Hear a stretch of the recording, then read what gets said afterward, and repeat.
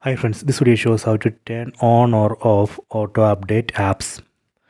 Go to settings, set settings icon from top right corner, then go down, select privacy, go down, select manage updates.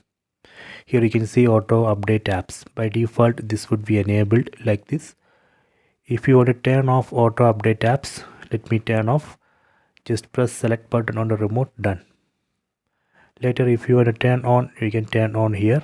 So this way we can turn on or off auto update apps.